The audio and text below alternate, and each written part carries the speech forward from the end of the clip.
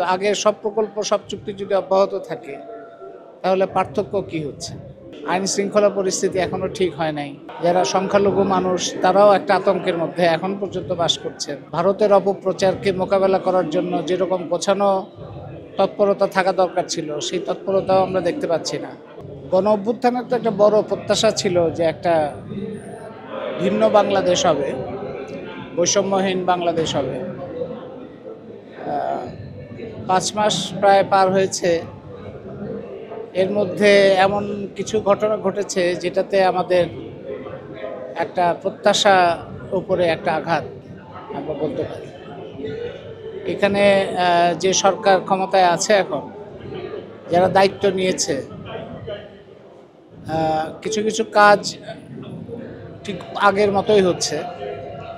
যেমন বিদ্যুৎ খাতে দায়মুক্তি আইন স্থগিত করা হয়েছে, কিন্তু আগের সব প্রকল্প অব্যাহত থাকবে, সব চুক্তি অব্যাহত থাকবে। তো আগের সব প্রকল্প সব চুক্তি যদি অব্যাহত থাকে তাহলে পার্থক্য কি হচ্ছে?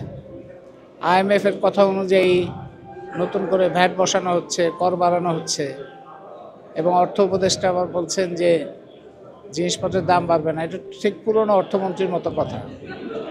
আইন শৃঙ্খলা পরিস্থিতি এখনো ঠিক হয় নাই।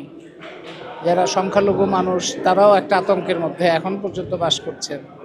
ভারতের অপপ্রচারকে মোকাবেলা করার জন্য যেরকম গোছানো তৎপরতা থাকা দরকার ছিল সেই তৎপরতাও আমরা দেখতে পাচ্ছি না। নিহত আহতদের দায়িত্ব নেওয়ার কথা রাষ্ট্রের, সেই দায়িত্বটা নেওয়া হয়নি এখন পর্যন্ত।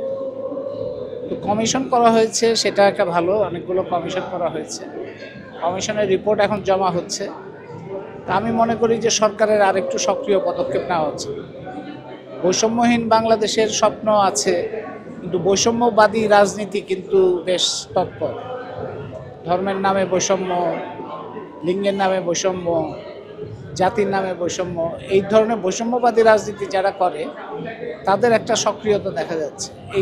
এটা উদ্বেগজনক।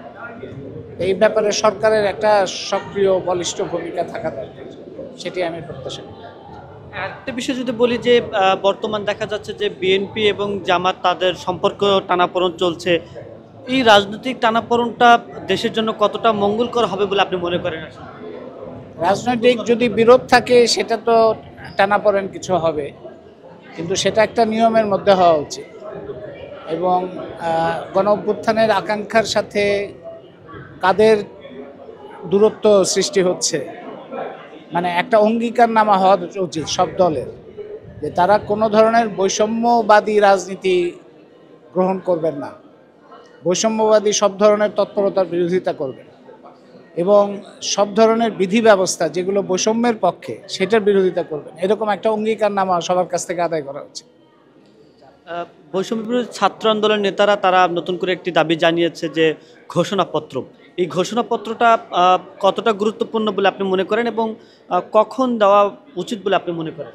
ঘোষণাপত্রের সময় আসলে চলে গেছে, এখন আর ঘোষণাপত্র এরকম কিছু প্রাসঙ্গিকতা আছে বলে আমার মনে হয় না। আমি মনে করি যে অঙ্গীকারনামাই দরকার, যে সামনের দিনে তারা যেই রাজনীতি করুন, নতুন রাজনৈতিক দল হোক, পুরনো রাজনৈতিক দল হোক, সেই রাজনৈতিক দলগুলো রাজনৈতিক দল হিসেবে কাজ করবে। নির্বাচনের মাধ্যমে কমিটি হবে, সেখানে নারীর প্রতিনিধিত্ব থাকতে হবে, অন্য ধর্মের মানুষের প্রতিনিধিত্ব থাকতে হবে, অন্য জাতির মানুষের প্রতিনিধিত্ব থাকতে হবে, এবং কোনো বৈষম্যবাদী রাজনীতি তারা করবে না। এরকম একটা অঙ্গীকারনামা এখন গুরুত্বপূর্ণ ঘোষণাপত্রের চাইতে।